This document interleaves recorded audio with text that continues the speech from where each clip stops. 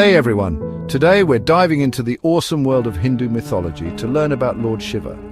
He's a super important god, part of the big three, along with Brahma, the creator, and Vishnu, the protector. But here's the thing about Shiva, he's all about destruction and change. He's a bit of a mystery, powerful and kind at the same time. We don't know exactly when Shiva came to be, but he's been around longer than the oldest Hindu scriptures. You can often spot him in pictures as a wise old yogi wearing snakes and tiger skin with crazy hair. And watch out for his third eye. It's usually closed, but if it opens, look out.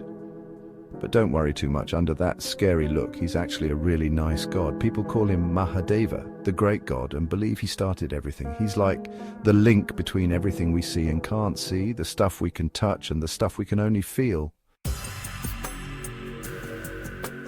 Okay, so you know how Shiva is the god of destruction. Well, he's got this super famous dance called the Tandava. It's like a wild, crazy dance that destroys the entire universe. But hold on, it's not a bad thing. Think of it like this. After a forest fire, new trees and plants can grow. That's what Shiva's dance does. It makes space for Brahma to create a brand new universe. So don't be scared of Shiva's destructive side. It's just part of a big cycle of life and death, creation and destruction.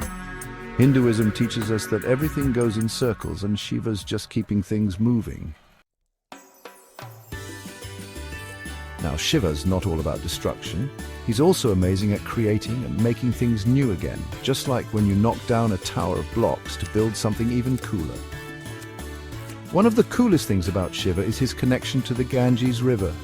This holy river is super important in India, and guess what? It's said to flow right out of Shiva's hair. The story goes that the Ganges was going to flood the earth, but Shiva caught it in his hair, saving everyone and making sure the river could give life to the land. Pretty cool, right? So, even when Shiva destroys stuff, he always makes sure something good comes out of it. Here's another cool thing about Shiva. He's a yogi, which means he meditates and tries to understand the universe, but he's also got a wife and kids. He's married to Parvati, who's like a princess of the mountains, and they have two sons, Ganesha and Kartikeya.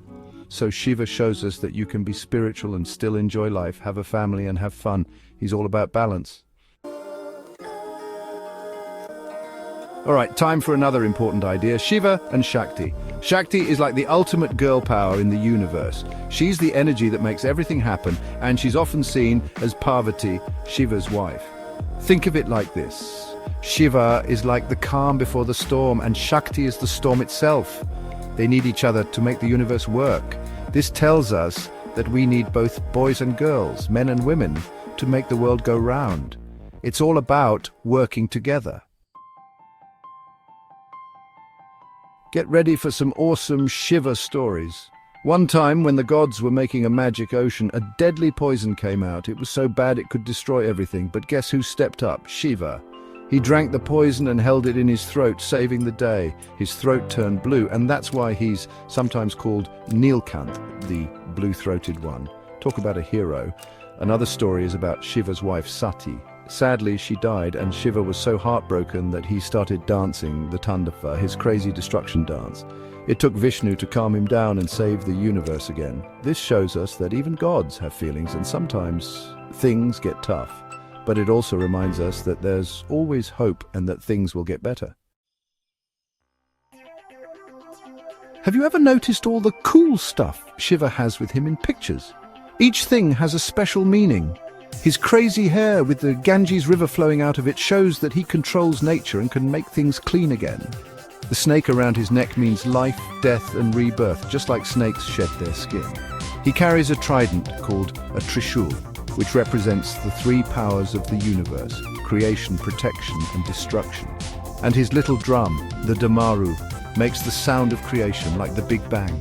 All these symbols help us understand Shiva's powers and how important he is. For thousands of years, people have loved and worshipped Shiva, and not just in India. He's popular all over the world because he's a god who gets it. He understands that life is about good times and bad times, creating things and letting things go. He's like a wise friend who helps us through tough times, but Shiva's not just in temples and stories. You can find him in dances, music, and even books. He inspires artists to create amazing things.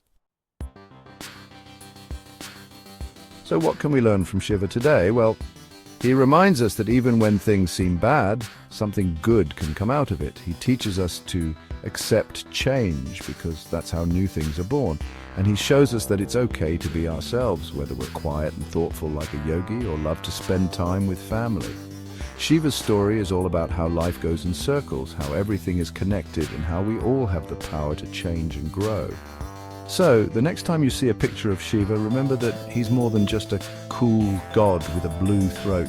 He's a reminder that even in the middle of chaos, there's always hope, balance, and the chance to start fresh. Imagine the universe before time and space, before light and darkness. There was nothing, then there was none. Nun is the primordial god of waters in ancient Egyptian mythology. He is the embodiment of the chaotic, watery abyss that existed before creation. Nun is the source of all that is, was, and ever will be. He is an enigma, a force of nature beyond human comprehension. His power is absolute, his depths unfathomable. To peer into the abyss of Nun is to confront the mystery of existence itself.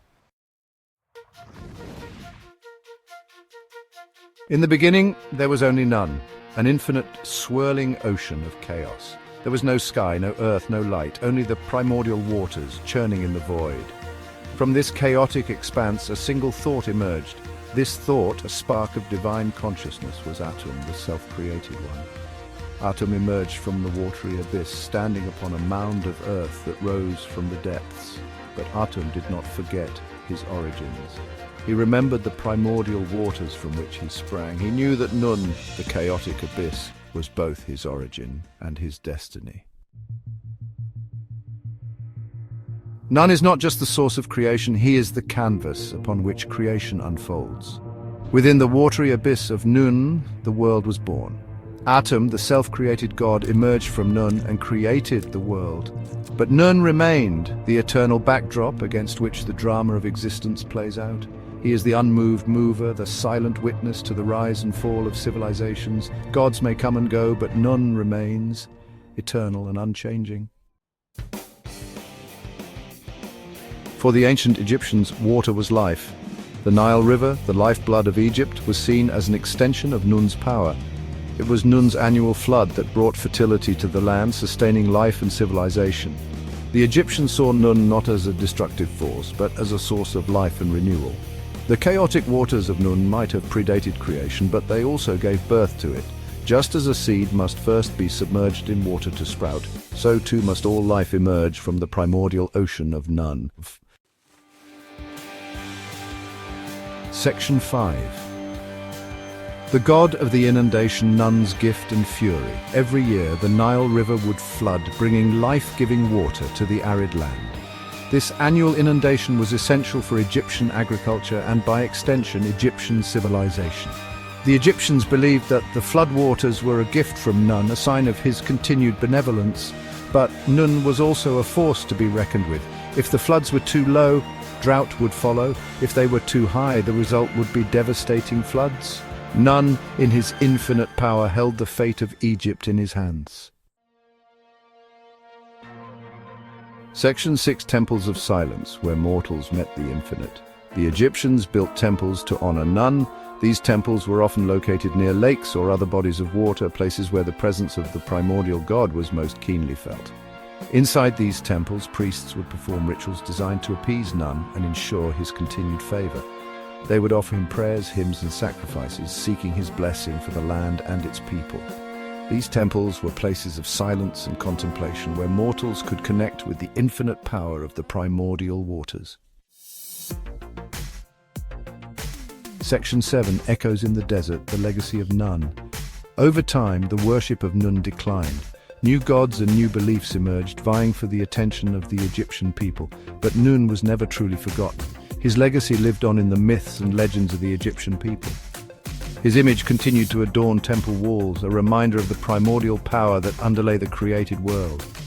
Even today, thousands of years after the last temple to Nun fell silent, his story continues to resonate. He remains a potent symbol of the mystery and power of the universe itself. Dissection 8. The fading ripples, Nun's waning influence. As Egypt evolved, so too did its pantheon of gods. Sun gods like Ra and Amun rose to prominence, their life-giving rays capturing the hearts and minds of the people. The chaotic, primordial nature of Nun, once central to the Egyptian worldview, began to fade into the background.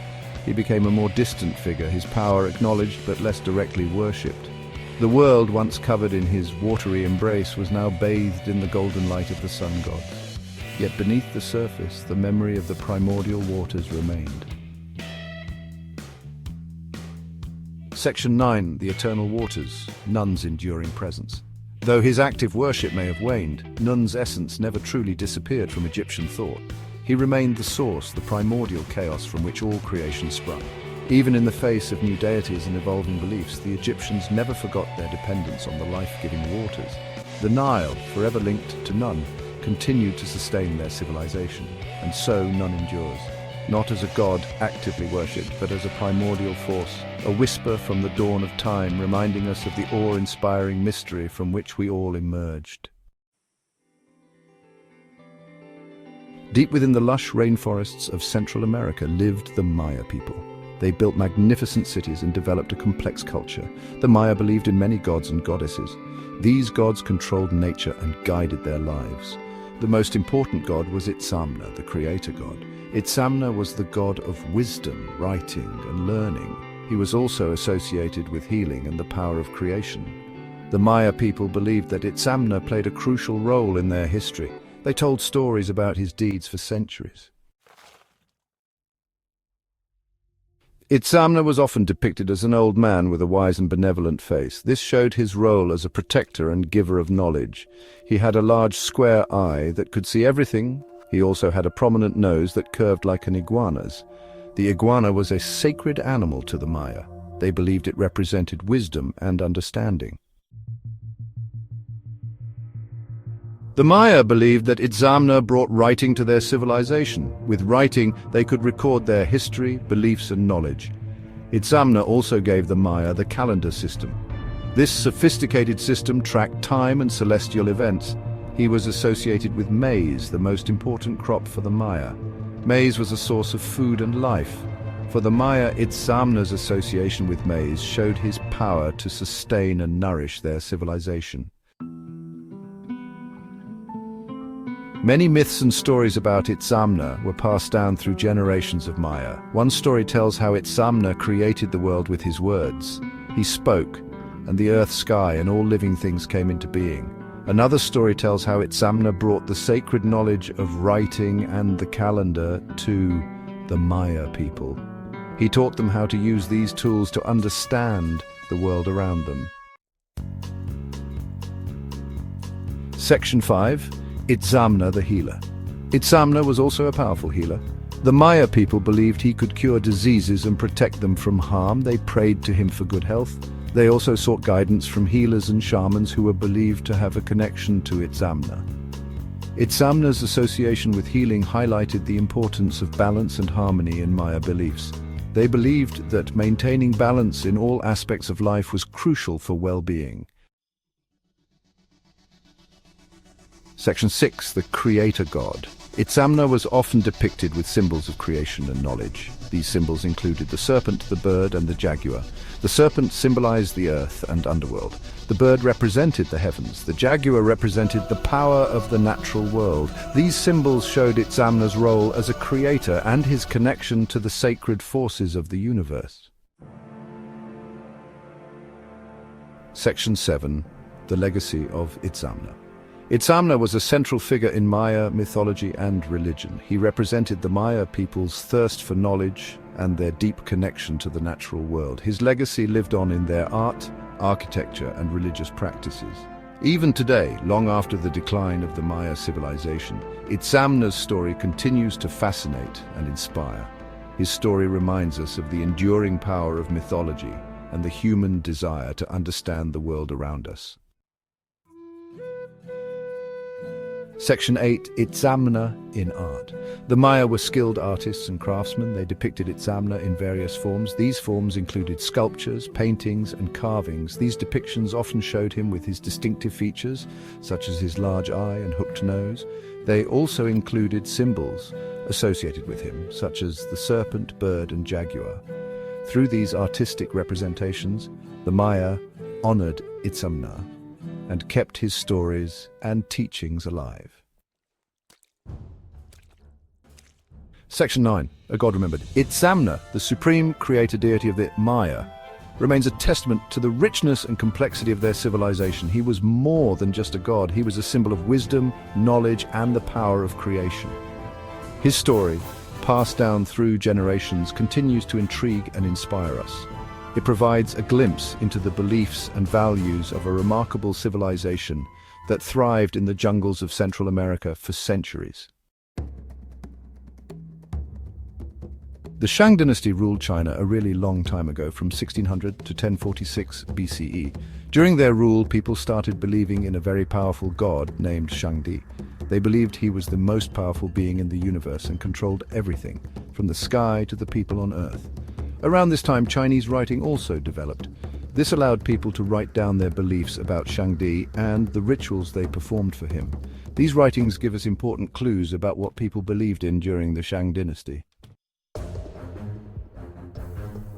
Shangdi wasn't just any god, he was the big boss of the entire universe. He controlled nature, deciding when it rained, stormed, or when the seasons changed. People believed that if they won a war, had a good harvest, or if their kingdom was doing well, it was because Shangdi was happy with them. The Shang kings even said they were descendants of Shangdi, using this to prove they were the rightful rulers. What's interesting about Shangdi is that no one ever tried to draw or sculpt him. There were no statues or pictures of him. Even though he was everywhere, he was invisible. This mystery made people respect and fear him even more. They believed he was too mighty to be captured in a physical form. People felt his power through the things that happened in the world around them. Shangdi was different from all other gods because he was abstract and powerful. While other gods represented things like the sun or the moon, Shangdi represented everything, and he was the ultimate source of power. Even though he was invisible, people felt his presence in everything. He was like the ultimate judge, rewarding good deeds and punishing bad ones. Shangdi's influence continued even after the Shang dynasty, shaping the beliefs of Chinese religion and philosophy for years to come. Thank you for joining me on this fascinating journey exploring the ancient wisdom of four remarkable deities.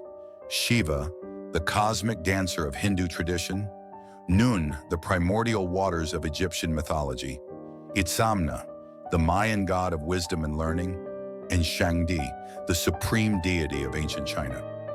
I'd like to express my gratitude to Invideo A.I for making this video possible. As my first experience with their platform, it has truly enhanced the visual storytelling of these divine narratives. If you found value in this exploration of world mythology, please consider supporting the channel by giving this video a thumbs up, sharing it with friends who appreciate mythology and ancient wisdom, subscribing to join our growing community of mythology enthusiasts. Episode 3 is already in production, where we'll delve into another captivating set of deities from across the ancient world. Enable notifications to ensure you don't miss this upcoming installment. Thank you again for watching episode 2 of our divine journey through world mythology. Your support makes this exploration possible.